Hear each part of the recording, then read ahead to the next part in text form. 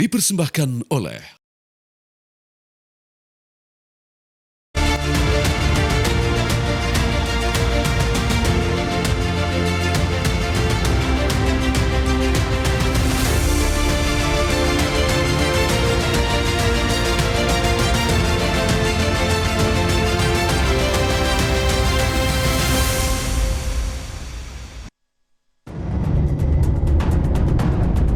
mayoritas fraksi ya yang di Komisi 3 menyampaikan 7 dan 8 fraksi menyatakan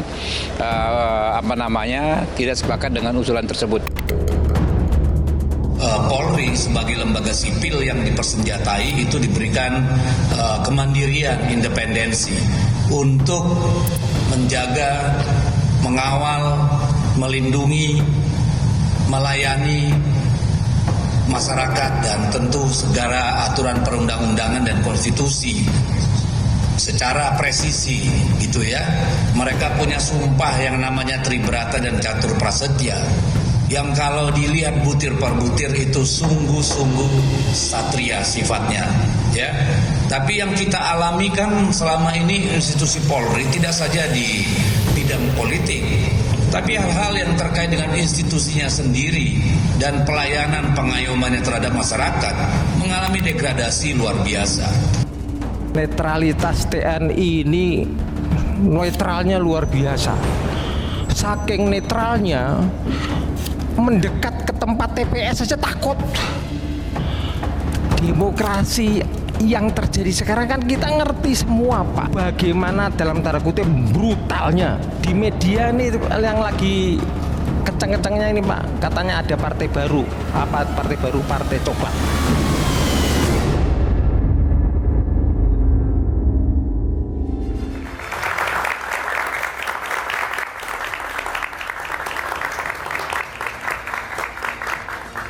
Selamat malam, Anda menyaksikan Catatan Demokrasi. Cukup mengagetkan buat kami apakah ini atas nama individu atau partai politik ketika mewacanakan polisi di bawah Kemendagri atau TNI. Jelas banyak pihak yang bereaksi keras dan menentang. Ada yang mengatakan ini merupakan pembodohan publik. Kenapa kita mundur ke belakang? Yang harusnya instrumen ini menjadi alat penegak hukum, mengayomi masyarakat. Tetapi kenapa ada wacana untuk memutarbalikannya lagi? Bahkan ada istilah tadi yang pemirsa sudah dengar, parcok alias Partai Coklat. Apakah betul ada indikasi Maria ya menggerakkan aparat ketika kemarin pilkada tanggal 27 November ini harus dibuktikan malam hari ini? Itu tidak boleh omong-omong, Andro, harus ada bukti dan juga fakta mengenai hal ini. Kalau Andro termasuk yang setuju atau tidak? Kita tunggu bersama karena kami akan mendengar versi narasumber seperti apa ya Maria ya. Kita akan lihat dan juga kita akan gali dari sejumlah narasumber. Benarkah kemudian Polri mengalami degradasi dengan berbagai macam permasalahan yang terjadi belakangan ini, ataukah memang ada oknum-oknum yang bermain di sini?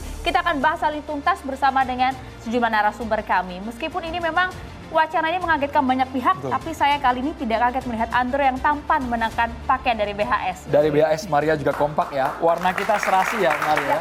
Ini batik Jack White dari BHS. Terima kasih banyak yang sudah mendukung penuh program Catatan Demokrasi Maria ya, karena melihat wajah-wajah segar mahasiswa dari UNJ dan juga UNAS malam hari ini.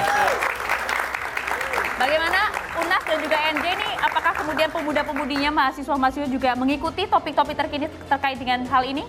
Harus dong, nanti kita libatkan. Kita akan tes nanti ya, ada ikut diskusi atau tidak dia. Bertanya langsung dengan para narasumber kami malam hari ini. Siapa saja Maria yang hadir? Oke, langsung saja kalau begitu kami perkenalkan satu persatu narasumber kami. Sudah hadir bersama dengan kami, inilah dia politisi PD Perjuangan, Bang Ruhut Sitompul. Selamat malam Bang.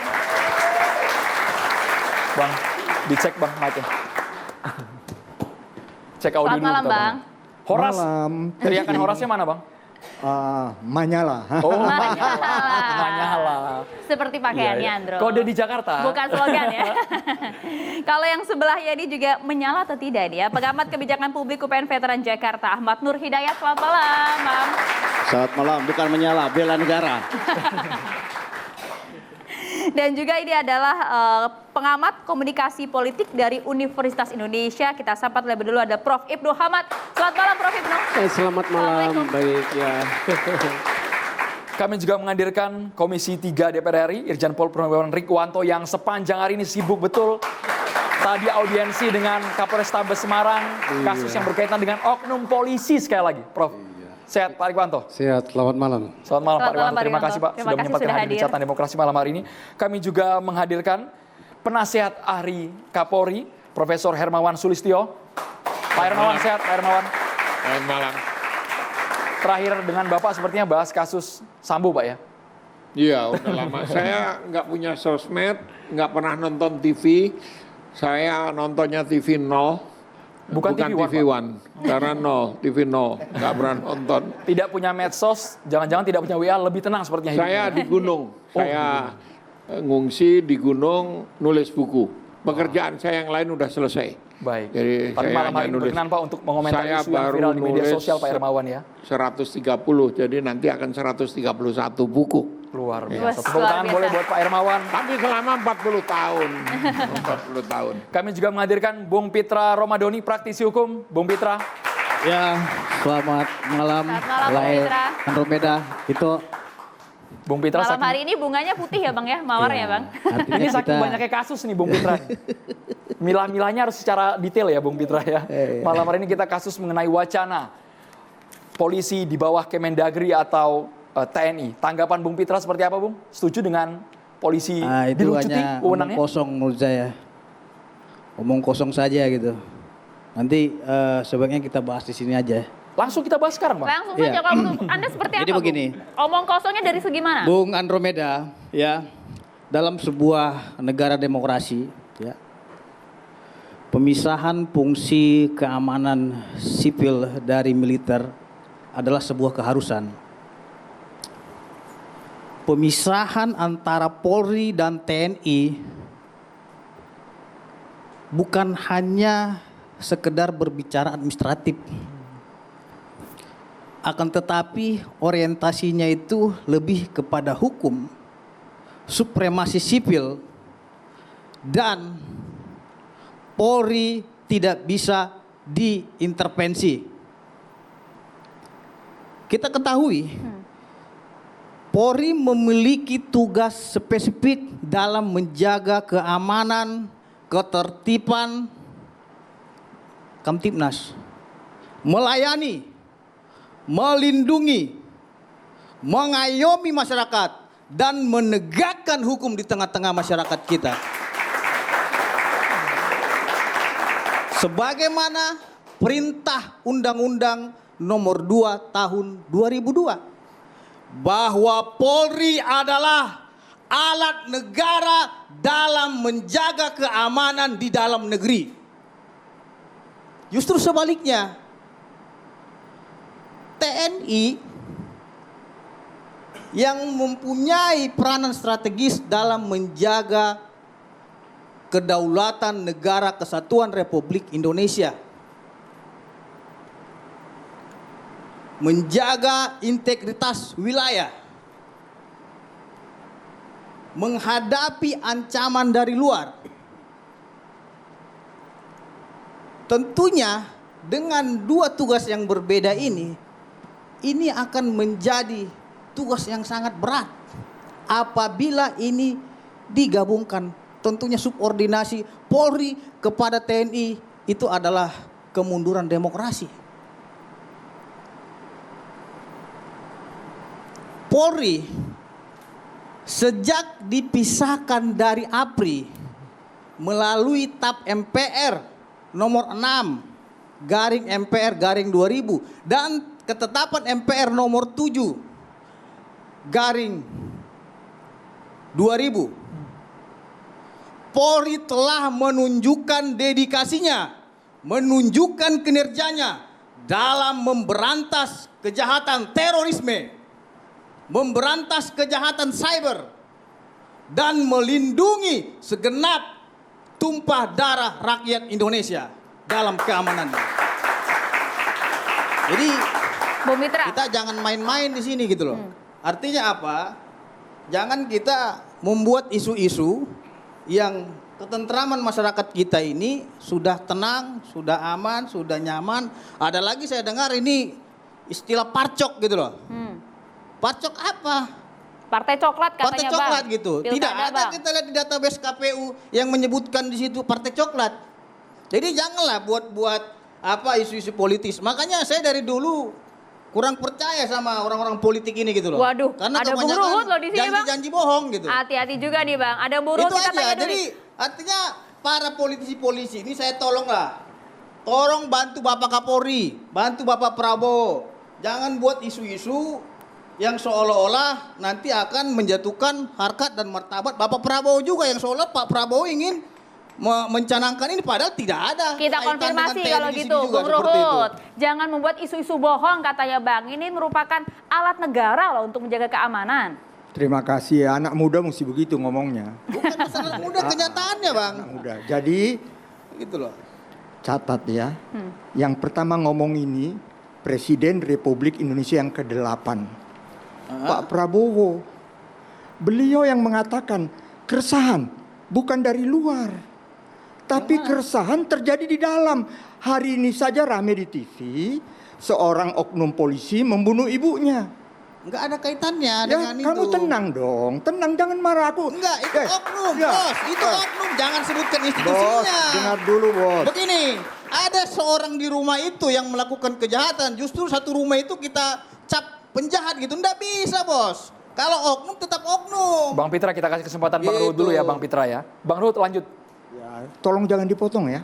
Kau Iya. dari tadi cuap-cuap aku diem aja. Iya, enggak apa Ah, namanya tapi diskusi. Ini kan ngerti kita anak muda diskusi. itu bukan Bang diskusi. Ruhut, Itu namanya debat kusir. bukan debat kusir. Nah, Saya itu juga debat- agar tidak terjadi debat kusir. Oke, Bukan, aku sekarang kita lagi berikan bicara. kesempatan dulu ya. Boleh menggilirkan Enggak, aku sesuatu bicara, hal kau itu. potong-potong. Kasihan nih Bapak Kapolri diskusi Ah, gitu. ya, Sudah jangan. berdarah-darah. Bang Pitra ditahan dulu, Bang Pitra. Bang Pitra ditahan dulu, Bang Pitra. Diskusi ini bisa marah. Supaya masuk ke substansinya bergiliran Gitu loh. loh Ditahan Bapak dulu ya. Bang, silakan Bung Nanti Ruhut. Bang Pitra mau bantah silakan. Bang Ruhut. hati-hati bicara, rakyat menilai. Jangan nanti, tong kosong nyaring bunyinya. Hati-hati, waspada, waspada, waspadalah. Pertama yang melontarkan ini, yang sangat saya hormati, Presiden Republik Indonesia yang ke-8, Bapak Prabowo. Karena melihat ramenya kisru di intern kepolisian. Apa mau saya kembalikan lagi? Pak Prabowo yang ngomong, mudah-mudahan dia nonton. Kalimatnya yang mana ya Bang Ruhut? Ingatkan publik kembali Bang. Bagian kalimat yang mana yang diucapkan Iya, kalau oleh... begini terus polisi, ya nanti saya kembalikan lagi. Itu jelas kok. Termasuk TV One juga masuk kok. Ya. Jadi hati-hati.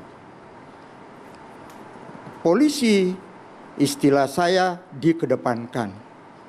Saya ini lawyer yang sudah hampir 50 tahun.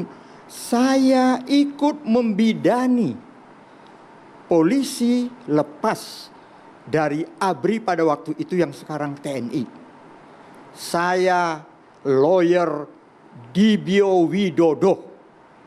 Ini terjadi di kala beliau menjadi Kapolri. Harus diingat, beliau ajudan Pak Harto.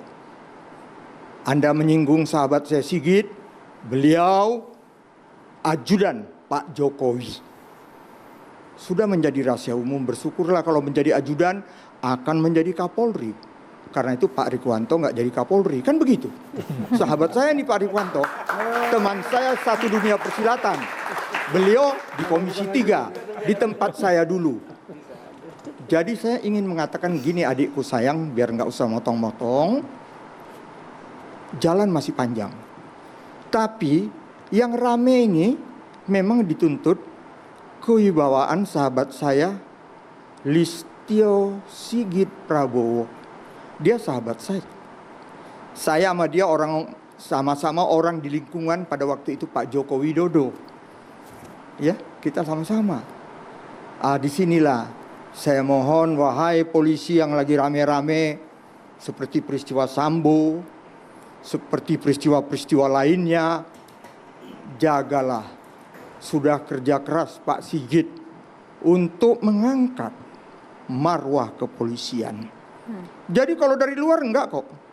Tapi ingat, Presiden Republik Indonesia ke-8 dan semua presiden mempunyai hak prerogatif. Ngotot pun kau, kalau sudah Pak Prabowo mengatakan keinginan dia, tunduk, kita harus dukung. Saya PDI Perjuangan, kami diajari Ibu Mega tegak lurus, loyal kepada pimpinan. Itu yang bisa saya sampaikan, sahabatku. Terima kasih. Masih belum terjawab Bang Ruhut, sekali lagi masih belum terjawab kenapa itu sampai terlontar dari mulutnya politisi PDI Perjuangan, sahabat Anda juga Deddy Sitorus. Apakah memang ada indikasi ketika kemarin Pilkada 2024 itu ada penggerakan aparat? Pemicunya apa, Bang? Pemicunya apa, Bang Ruhut? Terima kasih pertanyaan ini. Ya namanya riak-riak gelombang samudera kehidupan ada saja. Ya. Tapi ya saya sepakat itu masih dilakukan oleh oknum. Ya. Karena saya dapat tugas di Kalimantan Tengah. Pak Rikwanto tahu itu, sahabat saya. Ya. Di sana saya terima kasih dengan Kapolda, polisinya. Dan kebetulan yang kami dukung menang dalam pilkada. Tapi memang yang lagi rame ini kan kebetulan katanya sudah di TO. Kebetulan aku bersyukur aku dapat tugas Kalimantan Tengah. Kalau aku dapat tugas di Sumut, pening juga aku tante. Kan itu masalahnya. Jadi yang ingin aku katakan ini kan rame. Jadi ya? benar karena alasan itu yang dituding-tuding parcok-parcok itu betul karena itu? Kalau saya lihat ya, saya masih melihat ini oknum. Tapi percayalah, Pak Sigit itu mengangkat marwah daripada kepolisian sangat baik. Ya, tapi ya itu yang saya katakan. Saya sedih. Suasana begini, Presiden mengatakan, "Hei, kalian yang benar." Ya, tadi saya ingin luruskan, polisi itu Kantipmas. Tadi kan Anda bilang sebagai pengamanan. Itu urusan TNI. Itu alat negara. Tenang, tadi kan Alat aku negara, baca Undang-Undang Nomor 2 tahun 2002. Jangan bicara undang-undang. Bukan, Enggak. kita berbicara undang, kita negara hukum. Bukan, dengar dulu bos. Enggak, bukan, makanya dengarin yang saya bilang. Saya bilang. Enggak, kau tadi ada bilang polisi Ya. pengamanan enggak? Polisi itu selain fungsi pengamanan, keamanan, ketertiban masyarakat, Polisi, melayani, mengayomi. Polisi itu Ya. Kantipmas. Jadi polisi sesuai Kantipmas. jadi bahwa Ya, tolong Polri diingat. ini adalah Ya. alat negara. Pengamanan dalam itu TNI. menjaga keamanan di Jangan dalam negeri. dicampur baurkan. Baca pasal 5. Ya. Pasal 5 baca Jadi Undang-Undang harus 2 diingat tahun itu 2002. ya. Biar ngerti gitu loh. Udah. Jangan ngajari saya, ini namanya menggurui gitu loh. Oh, aku nggak mau ngajari Bukan, ikan begini. berenang. Kita- Kau udah kuanggap Bang, ikan, pintar halo. kau berenang. Bang, kita ini negara hukum. Kalau abang berbicara Sambo itu udah diponis nggak, dihukum nggak? Semua yang melakukan kesalahan itu Kapolri tegas, hukum. Aku mau bilang sama kau. Itu. Jadi lain cerita kalau kita berbicara ini tidak ada yang dihukum dan satu kesalahan gitu. Kalau loh. kau bicara, kita sama-sama lawyer. Enggak, yang pertama Lawyer. tadi belum dijawab Dengar tadi, masalah dulu. isu parcok Dengar tadi. dulu. Lawyer nonton kau ngomong ini, kau bisa kebayang nggak? Kau mendampingi klien Ya susah. kalau enggak mengajari, jangan Iya. mengajari orang. Bukan, jangan kau Gitu marah. loh. Jangan. Kalau kau punya opini, sampaikan aja opinimu. Enggak, jangan. Jangan ajari saya. Jangan kau marah-marah. Aku Saya hanya lawyer, bilang, kamu juga lawyer yang lagi baik, nonton. baik. Kita berbicara Lawyer Nggak usah kau yang ajari saya. lagi nonton dua sisi. loh. Ini lawyer Bang, catatan apa ini? demokrasi, Bang. Catatan demokrasi, Bang. Jangan sampai salah nyebut nama program nih Bang Ruhut. Tapi Bapak Kalau inilah berbicara efek kalau lawyer. inilah efek kalau sama-sama lawyer tampil di TV. Kita kembali sesaat lagi pemirsa, tetaplah bersama kami di Catatan Demokrasi. Pak Rikwanto udah ketawa-tawa ini ya.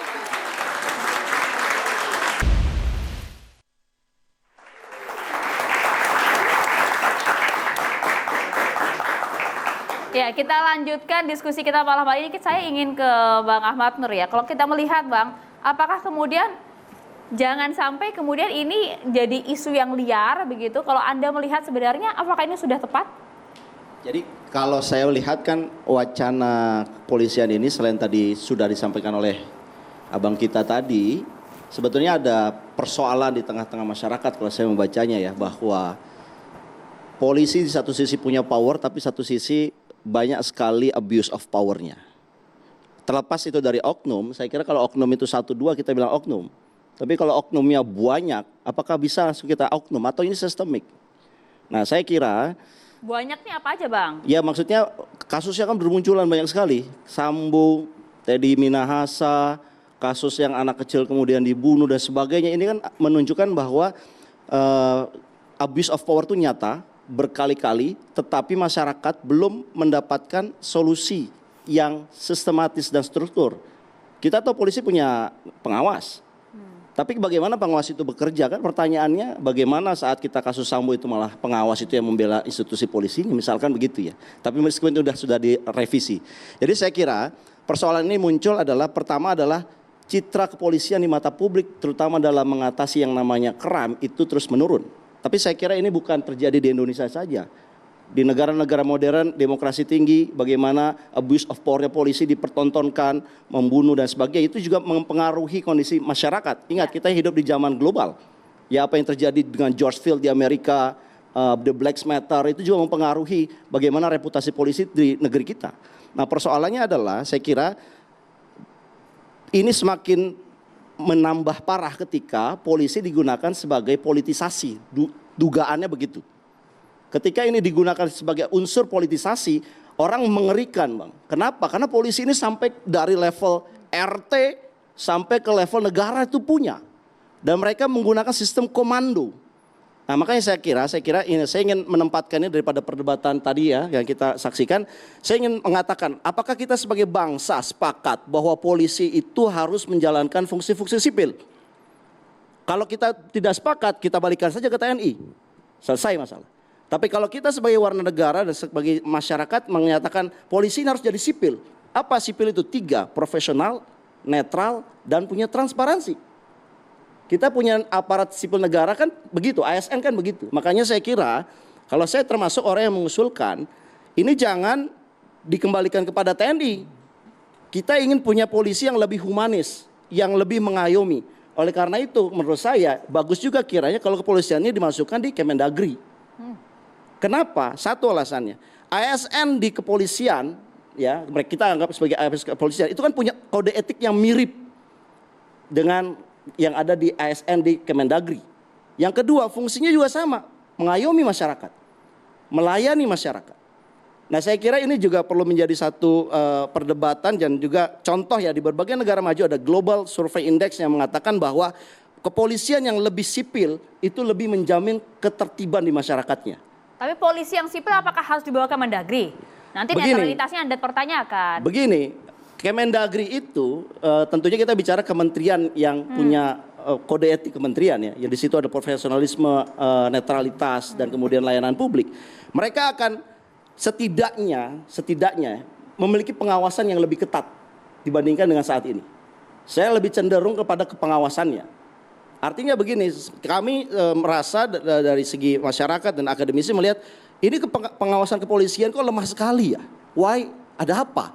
Ketika kepolisian ada tuduhan, ada laporan dari masyarakat bermain politik, loh pengawasnya kok kebanyakan diam ya?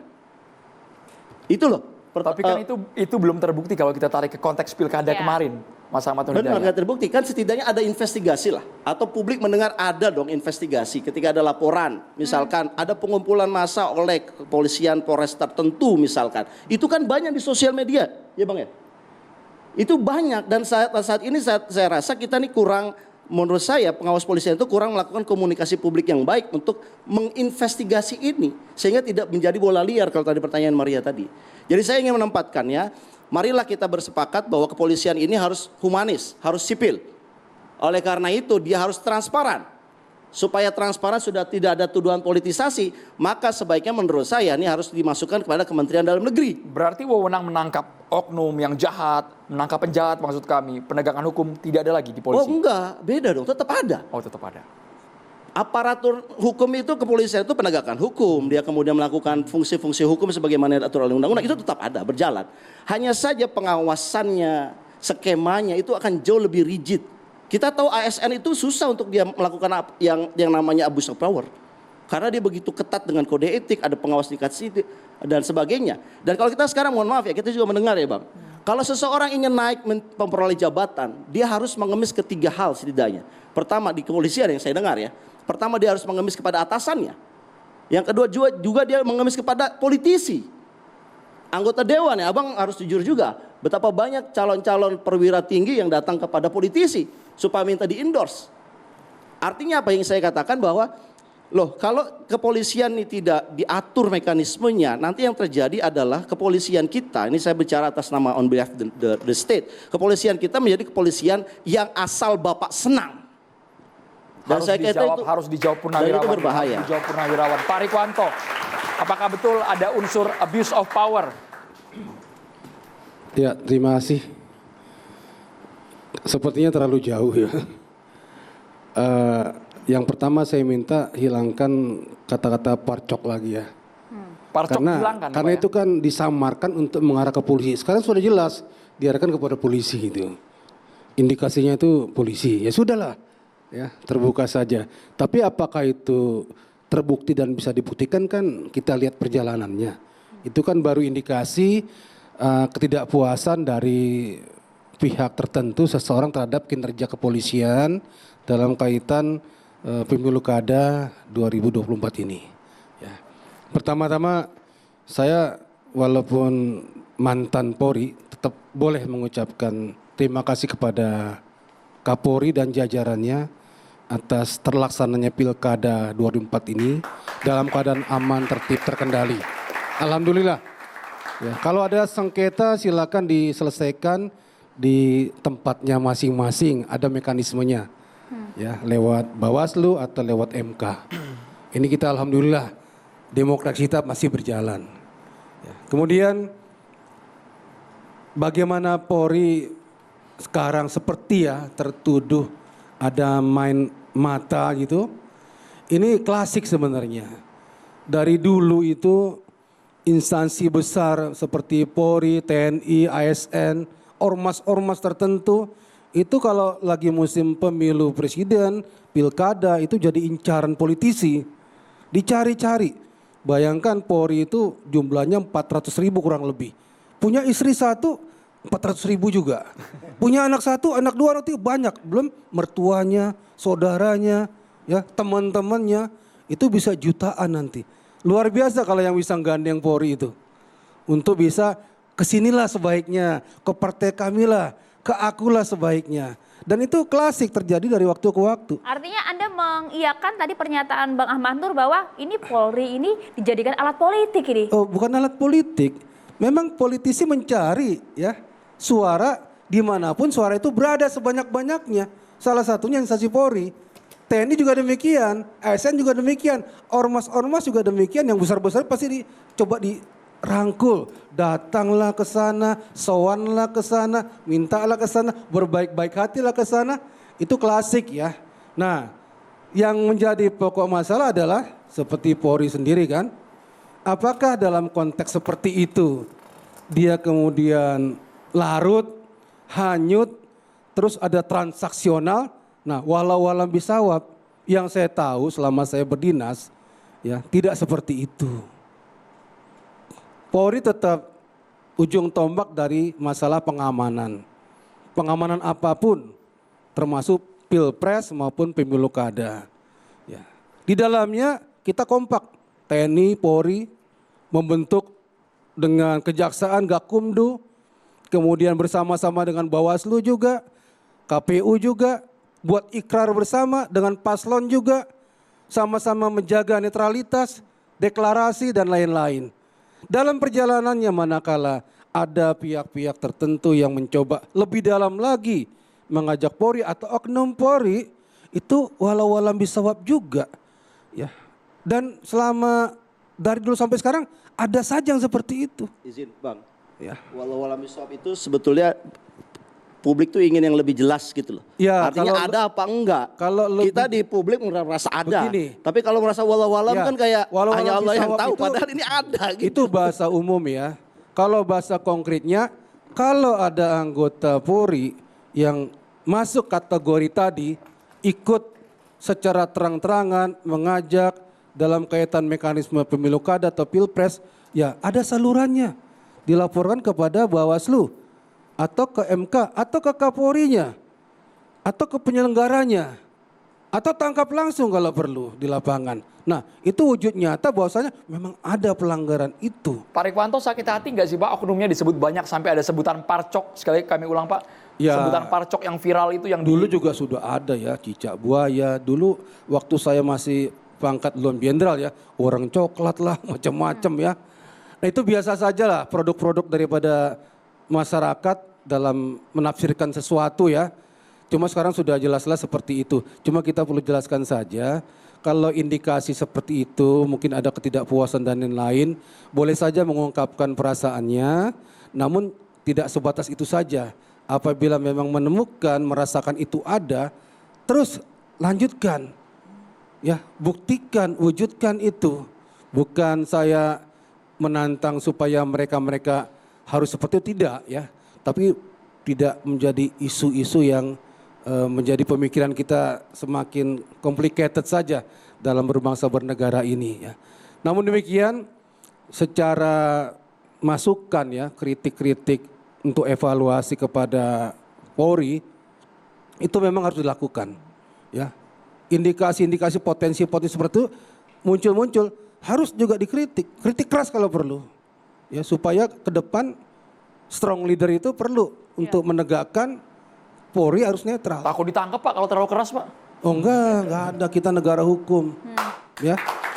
Yang salah, yang benar, ya wujudkan itu. Saya yakin, ya.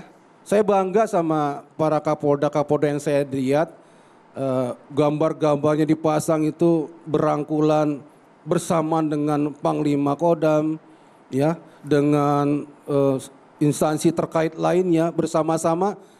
Foto bersama, deklarasi bersama, jalan bersama, kontrol bersama tentang pelaksanaan Pilpres maupun pemilu kada yang kemarin itu. Ya, itu menunjukkan bahwasanya nggak ada masalah di lapangan. Oke, jadi ini usulan-usulan tadi bahwa Polri di bawah TNI atau Kemendagri ini hanya bentuk kekecewaan masyarakat saja atau bagaimana? Ini di depan saya katakan langsung, saya sebagai Komisi 3 Mitra Kerja Polri sangat tidak setuju Polri di bawah TNI maupun di bawah Kemendagri. Karena? Kita mundur ya. Itu jelas internasional global itu jelas polisi itu sipil. Kalau balik ke TNI lagi ya kita dimusuhi orang sedunia nanti. Ya.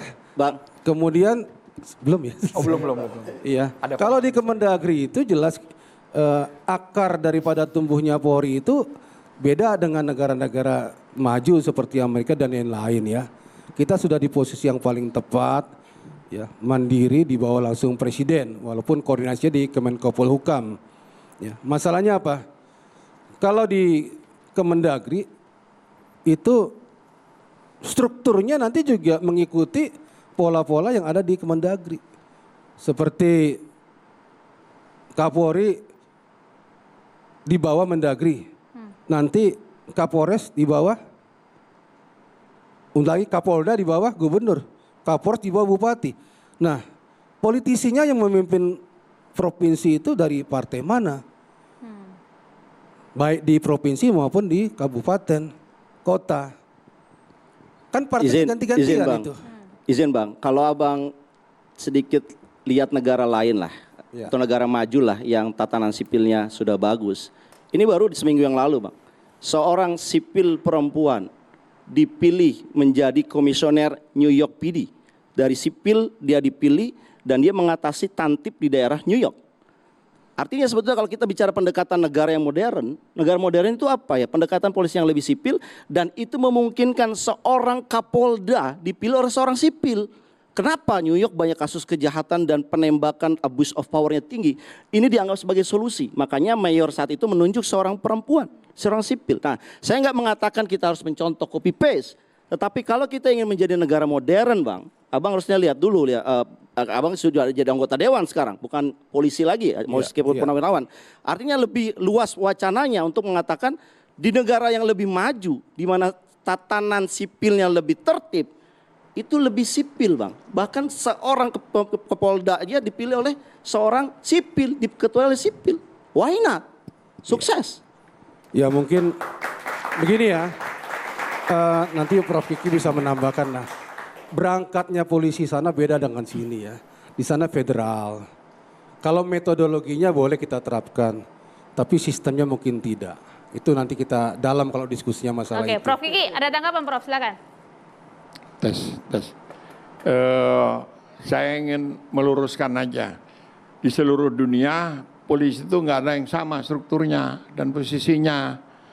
ada 3 sistem kepolisian, pemolisiannya. Ada fragmented system of pemolisian, of policing, itu seperti di Amerika Serikat. Ada centralized system of policing, seperti di Belanda dan Indonesia. Dan ada integrated policing. Nah, keniscayaan sejarah kita memilih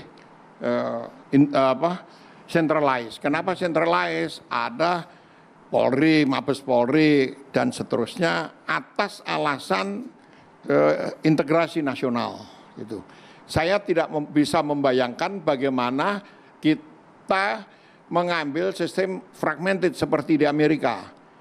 Polisinya itu di bawah Pemda. Jadi nanti Pemda yang membiayai, Pemda yang mengurusi negara-negara bagian di sana. Batas kewenangannya di mana? Batas kewenangannya itu teritorial. Jadi Federal Police, FBI itu tidak membawahi State Police, polisi negara bagian. State Police tidak membawahi County Police. Nah, batasnya di mana? Batasnya teritorial. Jadi kalau pindah state, pindah provinsi seperti di Indonesia, itu wewenang polisi provinsi sebelah. Kalau kejahatan di lebih dari 1 state, di 2 states misalnya, baru itu urusan polisi federal. Nah, saya tidak bisa membayangkan bagaimana di kita main sendiri-sendiri seperti itu, lalu yang membawa polisi Indonesia ke dunia polisi internasional itu siapa? Tujuannya justru nggak tercapai dong. Ya, nggak tercapai. Dijawabnya nanti, usaha jeda. Saat lagi tetaplah bersama kami di Catatan Demokrasi.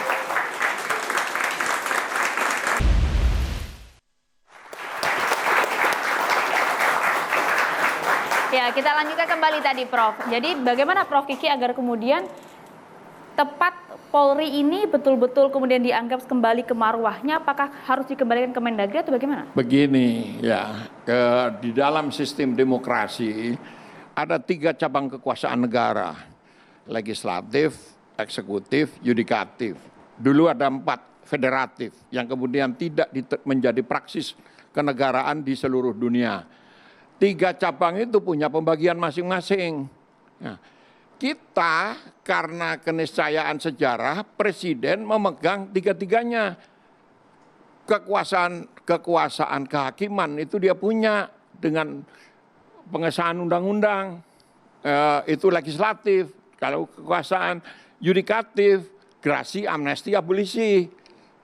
Tapi fungsi terbesarnya adalah eksekutif, pelayanan publik. Nah, itulah sebabnya polisi itu mengikuti struktur pemerintahan sipil. Menginduknya pada presiden, bukan pada masing-masing. Kenapa? Kalau hanya pada presiden sebagai kepala pemerintahan, yang terjadi itu apa? Hanya melayani polisi. Lalu yang nangkep maling siapa? Yang ngurusi kejahatan yang pinjol itu siapa? Nah, kita sepakat itu urusan polisi. Nah, pelayanan publik itu urusan polisi dalam hal fungsi eksekutif. Nah, fungsi yudikatifnya polisi bagian dari CJS. Nah, apa yang terjadi? Sekarang sudah sangat berkurang pelayanan publik yang merupakan fungsi-fungsi pemerintahan sipil. Sudah sangat dikurangi itu. Nah, ini Bapak ini bisa cerita apa saja kewenangan yang dilepaskan oleh polisi, banyak sekali. Sementara fungsi-fungsi yang lain itu tetap dijalankan di bawah presiden sebagai kepala negara. Catat ini, kepala negara, bukan kepala pemerintahan. Kalau mau ditempatkan di bawah Kemendagri, itu hanya kepala pemerintahan. Jadi kalau nanti ditaruh di Kemendagri ada maling, silahkan urus sendiri. Karena itu bukan urusan polisi, kan gitu. Saya tuh membayangkan begini, saya jadi Kapolri, karena saya marah, lihat Ruhut ngomong begitu segala macam. Mari polisi mogok kerja 3 hari aja. 3 hari aja. Jangan melakukan fungsi kepolisian. Apa yang terjadi? Bubar Republik ini. Semua orang akan saling menjarah. Bukan melayani, karena bangsa ini sudah menjadi terbiasa hanya menjarah, bukan memberi. Mari kita belajar memberi. Jadi intinya jangan lucuti wewenang Polri yang sekarang. Jangan lucuti wewenang Polri yang sekarang, Prof. Kiki ya. Itu pikiran orang yang nggak ngerti polisi. Orang-orang seperti itu, seperti Ruhut misalnya nyuruh kayak gitu. Kasih duit, suruh keliling satu tahun keliling, suruh mempelajari polisi di dunia. Tapi Apa yang boleh terjadi? dulu, Bang Ruhut Bang Ruhut disebut-sebut namanya, Bang. Monggo, Bang. Saya mengajar di 16 negara. Sebelum ke Prof. Ibnu Muhammad. Mengajar di 16 negara, kebanyakan urusan polisi. Nggak ada polisi yang sama, Ruhut. Bang Ruhut. Polisi itu Monggo, Bang. beda-beda. Nah, polisi di sini karena mau nangkep teman-temannya Ruhut, minta dibubarin. Sama seperti di rumah Maria ada tikus banyak. Mari kita bakar rumahnya supaya habis tikusnya. Jangan begitu. Tikusnya kita tangkapi, kita bunuhi, misalnya apa? Penegak hukum yang melanggar hukum, hukumannya 3 kali lipat dibandingkan orang biasa. Biar kita respon dulu, Bang. Biar kita respon dulu, Prof. Kalau anggota DPR 5 kali lipat.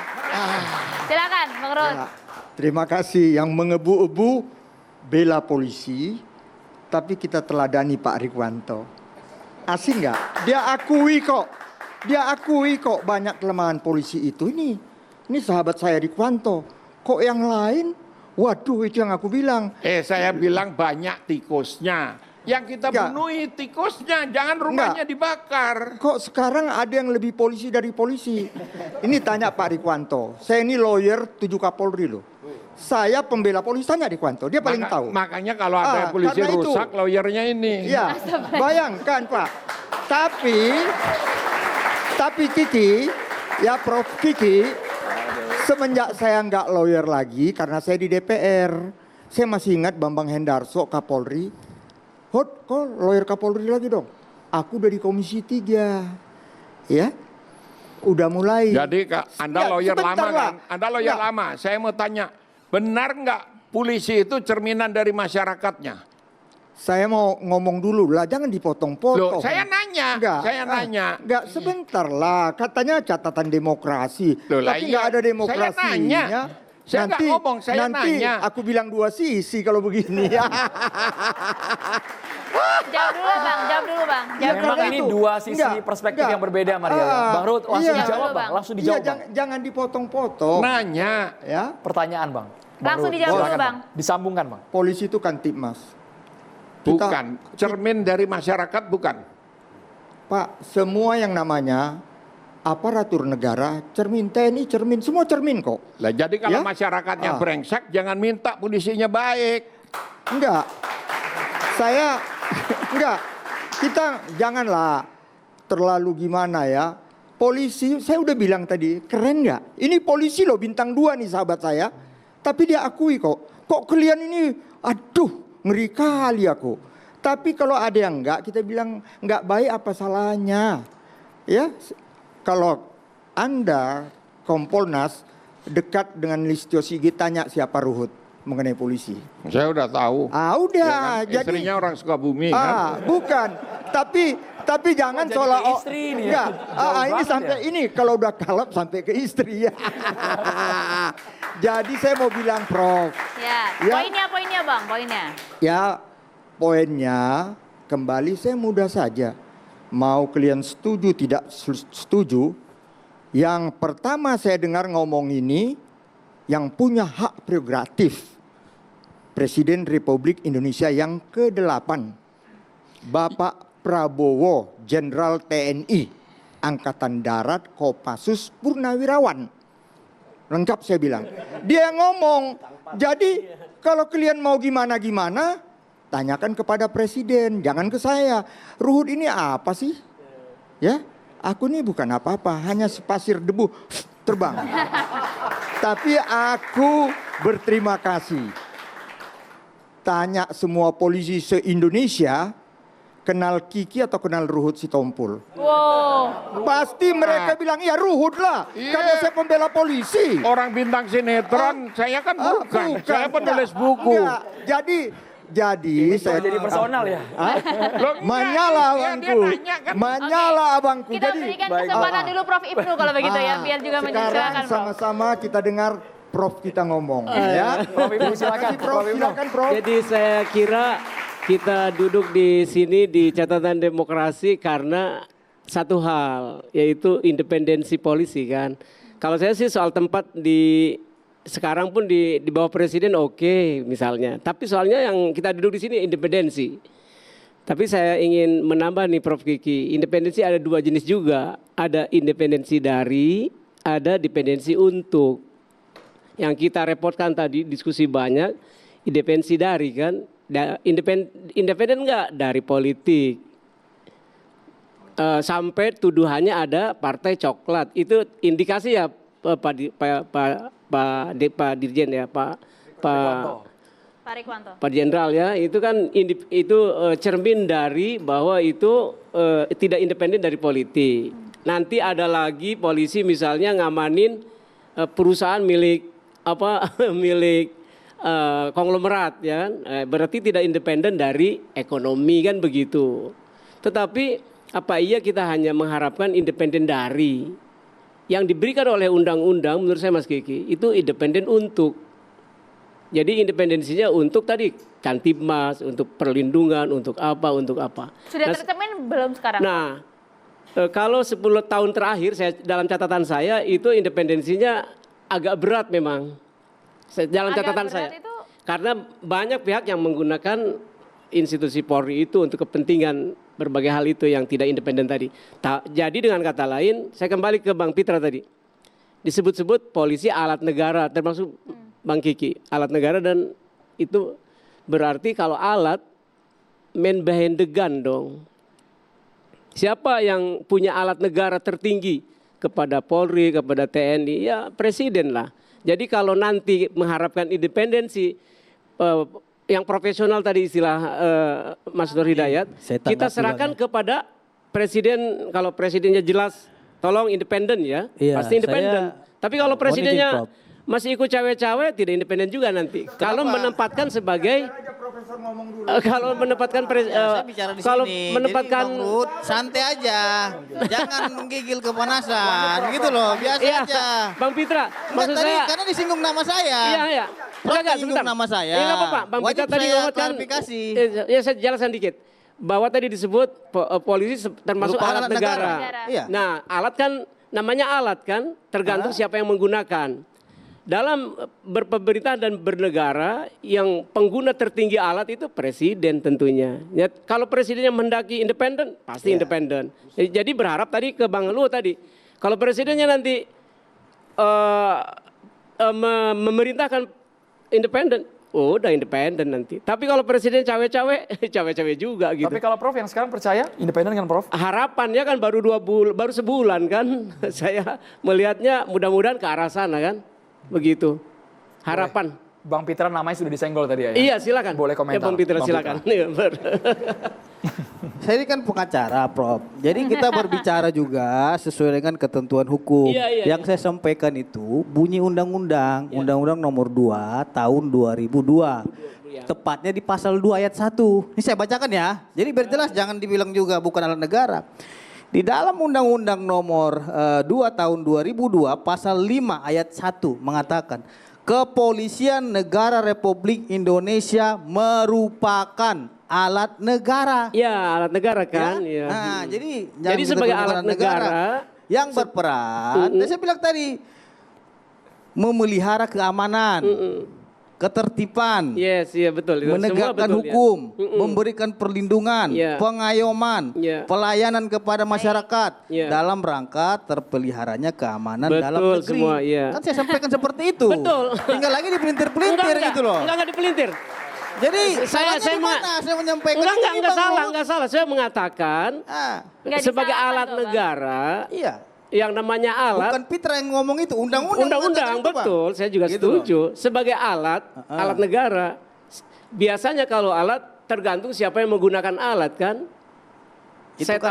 Man behind the gun dalam pengertian berarti penguasa alat negara di tanah air ini paling tinggi ya presiden lah. Kalau kita ingin mengabaikan itu, judicial review aja undang-undangnya ke MK gitu loh. Ada MK, silakan aja dirubah. Kan ada prosedurnya semua. Bukan tidak setuju dengan Kalau undang-undangnya. memang perasa ini kurang cocok, ada Mahkamah Konstitusi. Tidak begitu masalahnya. Kan gitu. Sebagai Silakan alat judicial negara, sebagai alat Saya nggak negara. menyalahkan ini karena sudah disahkan. Tidak membantah ayatnya. Saya sangat khawatir alat ini, instrumen ini disalahgunakan. Iya, itu maksud saya begitu. Ya, kalau itu kan berbicara politisnya. Itu dia, Kalau saya makanya. Kan bukan orang politik, jadi saya berbicara sesuai dengan ketentuan. Saya juga hukum hanya saja. akademisi. Jadi Gitu, sebagai Pak. alat negara, sebagai alat negara bergantung bagaimana alat.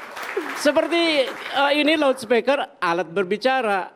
Kalau memang sungguh-sungguh sebagai alat, ya gindokan saja. Tapi kalau ya dilempar orang jadi alat pemukul kan begitu. Jadi sekali lagi saya setuju sebagai alat negara. Tapi masalahnya sebagai alat negara man behind the gun. Bagaimana? Nah, silakan kalau itu Bang Kiki yang menjelaskan. Jadi begini, salah satu prinsip utama yang sifatnya universal di seluruh dunia ada, itulah diskresi. Diskresi itu pengambilan keputusan pada tingkat pribadi. Jadi seluruh anggota polisi itu sama seperti Kapolri. Dia nodong orang, apakah dia memutuskan untuk menembak atau tidak menembak, itu diskresinya.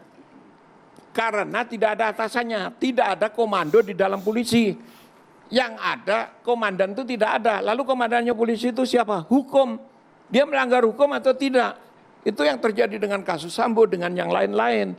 Yang kedua, karena tidak ada komando seperti itu, atasannya adalah hukum. Catat loh ya, ada 2 kabar reskrim dinas aktif bintang 3 yang urusannya nangkepi penjahat-penjahat. Ditangkap oleh anak buahnya karena melanggar hukum. 2 kali loh. Nggak ada di dalam institusi lain dimungkinkan. Jadi kalau itu terjadi ketika polisi di bawah Kemendagri, emang mau ditangkap dirjennya? Nggak mungkin karena strukturnya lebih komando. Bang Kiki, catatan penting juga.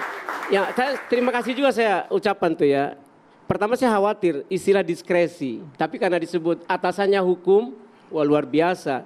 Berarti polisi kalau diskresi dengan atasan hukum, teladan utama dalam warga negara itu ya polisi kan memang menuju ke sana. Atasannya hukum kan ya. Kalau masih banyak tikusnya, mari tikusnya kita tangkap, kita bakari tikusnya. Khawatirnya Bang Kiki, diskresi itu selera atau ukuran pribadi kan, khawatirnya. Nggak bisa, ada aturan jelas kok normanya. Misalnya normanya apa? Polisi itu pegang senjata yang untuk pelumpuhan, bukan untuk mematikan. Saya khawatir, apa itu diskresi ya? Apa itu disebut diskresi? Itu kan memang sudah... Diskresi itu pengambilan keputusan pribadi. Setelah terjadi, dia harus mempertanggungjawabkan. Kenapa kamu tembak? Kenapa kamu tidak tembak? Itulah pertanggungjawaban akuntabilitas dari diskresi itu. Termasuk penggunaan uang. Kenapa kamu pakai? Jauh amat dari profesional diskresi yang dimaksud itu sangat profesional. Abang jangan melepas langsung ke diskresinya. Karena dia begini, dia itu harus paham dulu rule of law-nya dulu. Kan dia dididik dulu untuk pegang pistol. Makanya ya, jadi nggak bisa mengatakan kita diskresi terus seolah-olah polisi bisa berbuat apapun. Dia harus diajarkan rule of law-nya dulu. Kalau dia lulus, dia pegang itu pistol, punya diskresi. Nah persoalannya kan abang nggak cerita rule of the law. Dan saya juga termasuk tidak setuju ketika abang bilang, kalau masyarakatnya brengsek, polisinya juga brengsek. Nggak begitu Bang. Kalau baca undang-undang yang dijelaskan oleh pengacara kita tadi, bahwa polisi adalah alat negara dan negara itu yang berpihak adalah presiden. Kalau polisinya brengsek, presidennya brengsek berarti. Kalau sesuai dengan undang-undang. Kita kembali sesaat lagi hanya di Catatan Demokrasi pemirsa.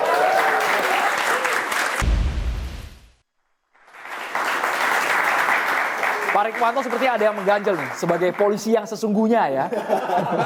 Jangan sampai ini akademisi dan juga lawyer lebih-lebih dari polisi. Jangan. Iya. Silakan Bang. Enggak, saya menyinggung sedikit masalah diskresi tadi.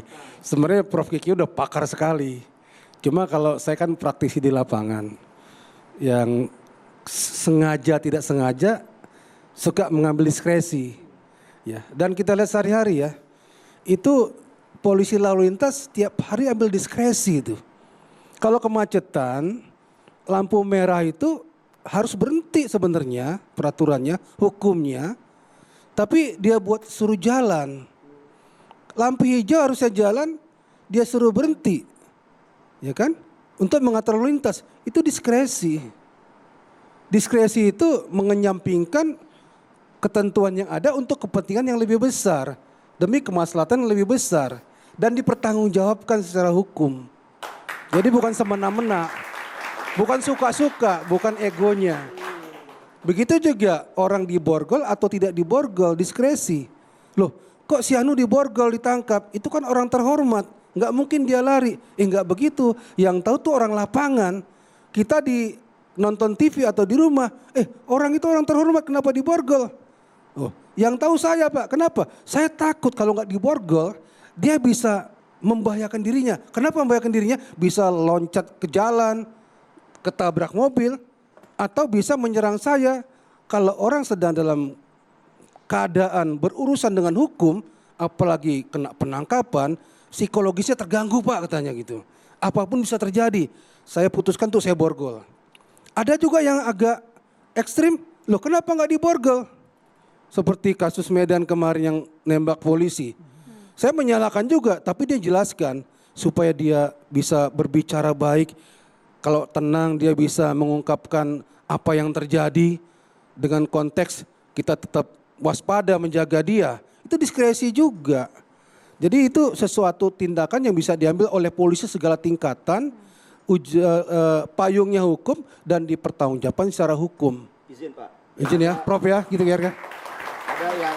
Ada dalam kami belajar di dunia public policy, there is no discretion without transparency. Jadi nggak ada yang namanya diskresi kalau ada nggak transparan. Nah saya khawatir tadi kalau Bapak bilang mengatakan diskresi, tapi harus ingat setelah Anda melakukan penindakan yang menurut Anda benar, harus ada transparansi yang jelas. Nah persoalannya adalah kita ini secara kelembagaan sudah punya Kompolnas lah katakan sebagai alat transparansi, tapi menurut kami ini kurang. Harusnya lebih jelas lagi, lebih detail lagi. Dan saya kira Kompolnas ini kan cuma ada di pusat ya. Kita kira pelanggaran dilakukan oleh diskresinya kan sampai level bawah nih Pak. Kalau orang bawah harus lapor ke atas ini kan jadi problem. Maksud saya adalah bagaimana tadi dengan ide dimasukkan sebagai Kemendagri, dia akan punya pengawasan dengan levelnya berjenjang. Dan ini akan membuat polisi kita jauh lebih powerful, melindungi masyarakat, mengayomi masyarakat, sekaligus dia punya transparansi yang tinggi.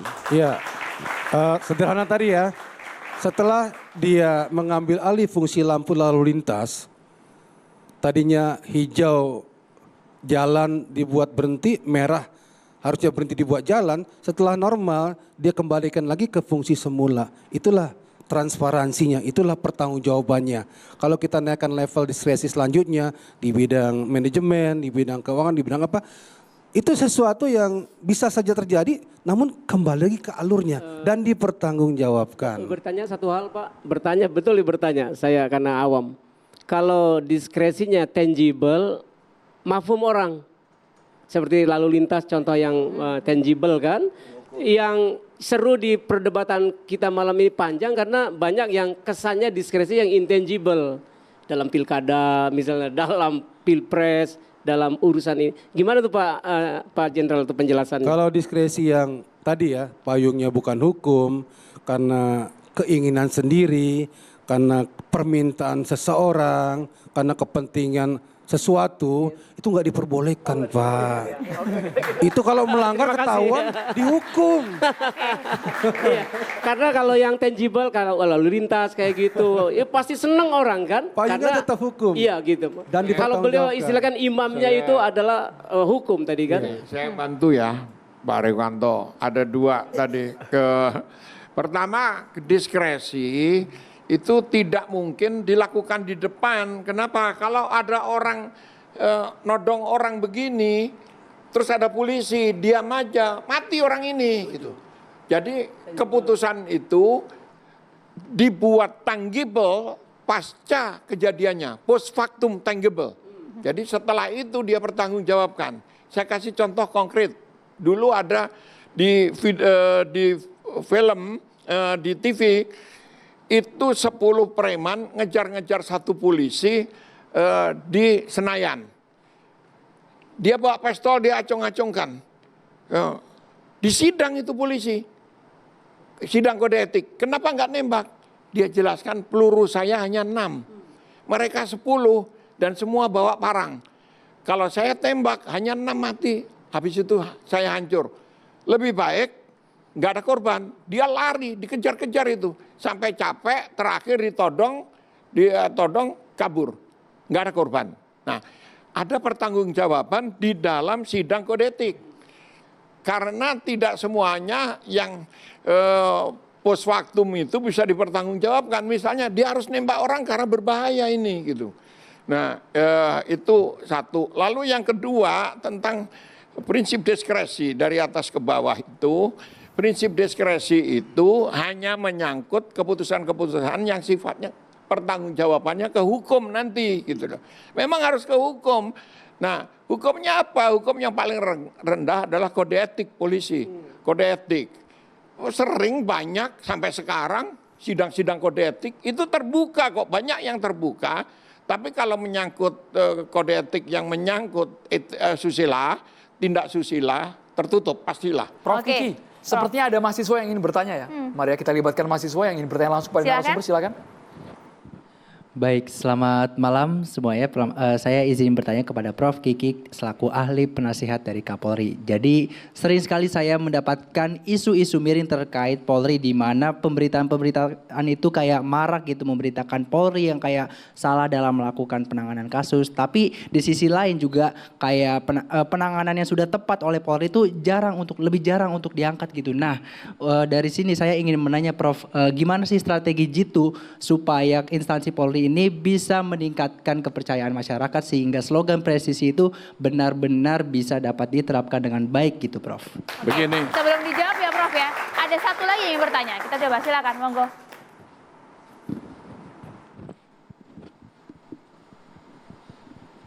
Baik, terima kasih atas kesempatannya. Perkenalkan saya Pedro, saya ingin bertanya kepada Bapak Ruhut.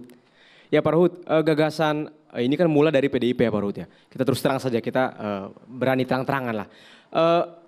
Mewakili instansi yang ada dan lembaga yang ada, bukankah gagasan tersebut atau misalnya pemilihan terkait, pertimbangan terkait keputusan bahwa polisi harus berada di bawah Kemendagri atau TNI itu bukankah ke depan akan menjadi senjata makan tuan bagi bukan hanya instansi keamanan tapi juga instansi politik yang ada di Indonesia? Karena faktanya dengan netralitas yang ada saat ini saja masalah-masalah atau isu politik masih terjadi di internal polisi.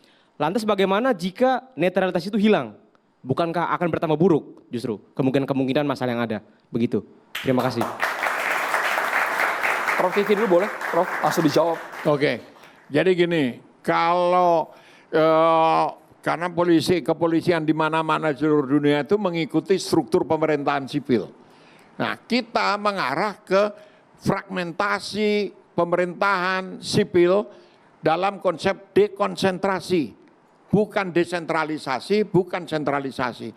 Dekonsentrasi adalah penyerahan kewenangan administratif ke daerah, kewenangan politik tetap ada di pusat, kekuasaan politik. Itu dekonsentrasi namanya. Nah, di dalam prinsip dekonsentrasi, kepala daerah dipilih oleh masyarakat lokal, bupati, gubernur.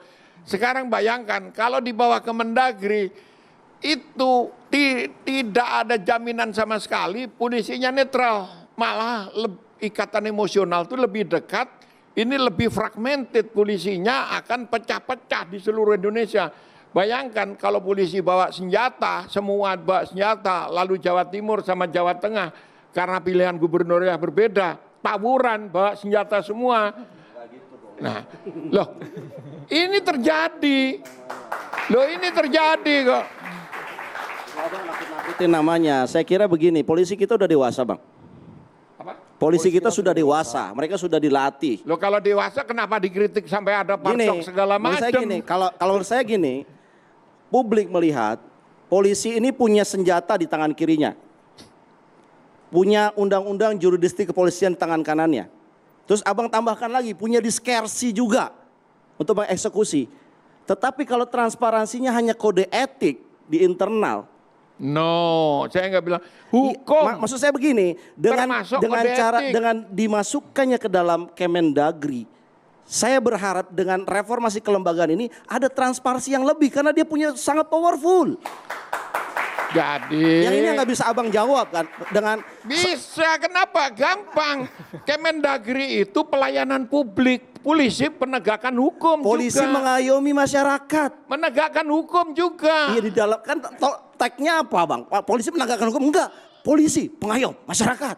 Polisi pelayan Loh, iya, masyarakat. lalu kalau ada pinjol, ponjol, punjol, yang nangkep siapa? Ya iya tetap lah ini kan Yang persoalan. nangkep itu Satpol PP, Satuan Polisi Pura-Pura.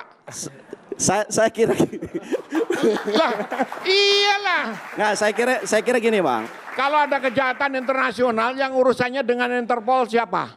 Pak Prabowo saya kira akan melihat diskusi ini, saya yakin. Dia akan melihat juga perbincangan publik.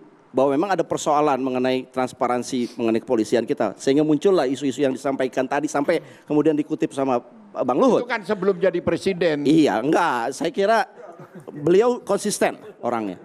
Menurut saya begini, ini kan bisa dipertimbangkan. Oh iya, ternyata ada satu institusi yang sangat luar biasa, diskresinya ditambah, tetapi transparansinya kurang. Mudah-mudahan beliau akan pertimbangkan. Ini juga bisa dibuat, dirubah kelembagaannya supaya lebih transparan begitu.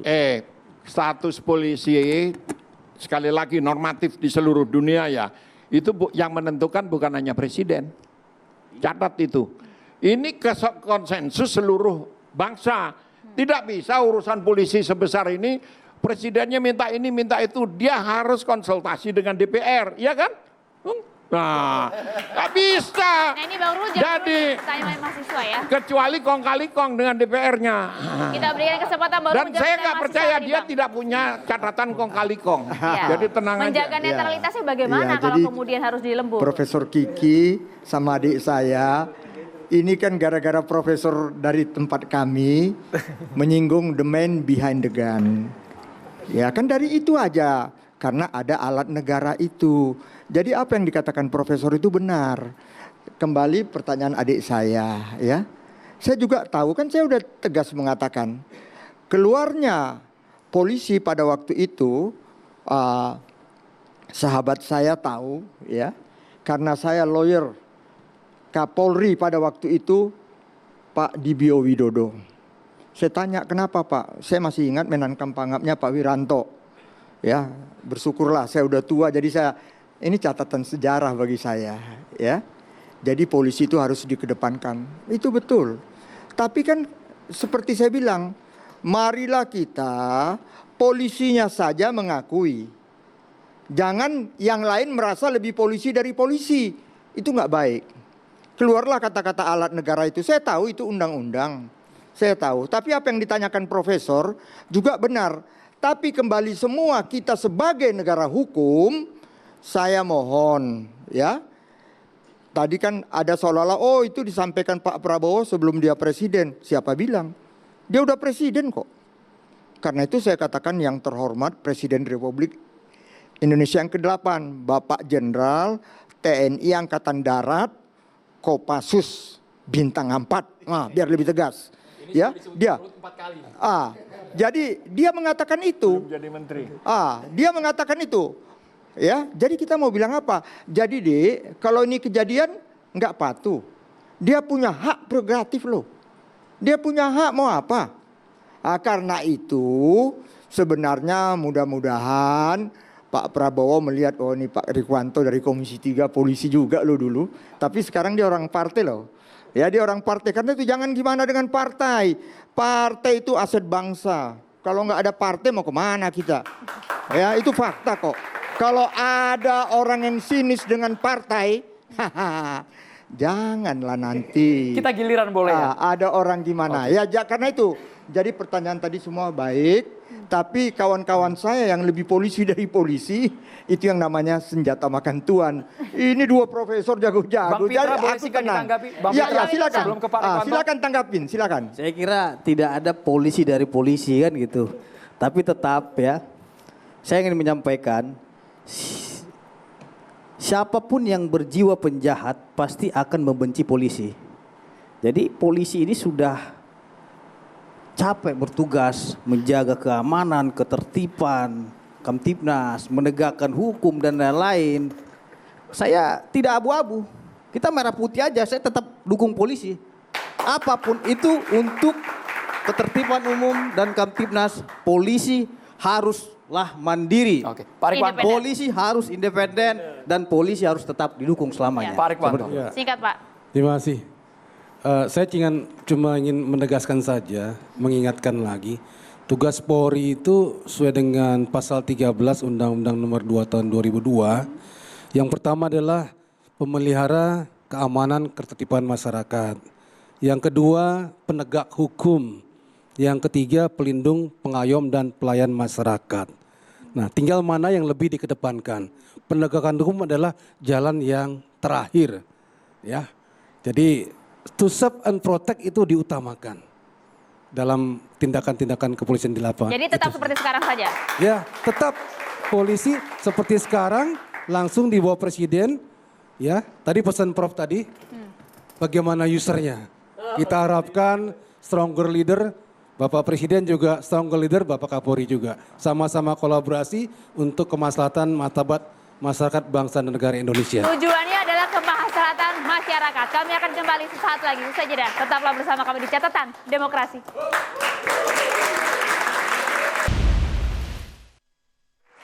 Kita sudah sampai di penghujung Catatan Demokrasi. Karena BAS juga tadi tampil percaya diri ya Maria. Betul, diskusi kita jadi lebih hangat. Terima kasih BAS sudah mensponsori kami di Catatan Demokrasi. Kami tutup Catatan Demokrasi hari ini yang pasti bagaimana kemudian Polri bisa bekerja secara profesional dan juga transparan ya. Terima kasih. Bang Ruhut, singkat Bang Ruhut. Enggak, saya hanya mau mengatakan gini. Polisi tidak pernah lelah, capek Terima bertugas. kasih banyak. Baik, Jadi terima jangan kasih, bilang Bang udah Ruhut. capek. Polisi itu mantap. Bang Terima kasih, Ruhut, Bang Ruhut. Pak Ahmad Hudayat, Terima Bang kasih. Anu, Pak Rikwanto, Prof Kiki, Bang Fitra, terima kasih kasih banyak. Mahasiswa semuanya. UNJ UNAS, terima kasih sudah hadir di Catatan Demokrasi. Saya Andrew Pena Merkuri. Saya Maria Asgaf. Kita kembali minggu depan. Sampai jumpa.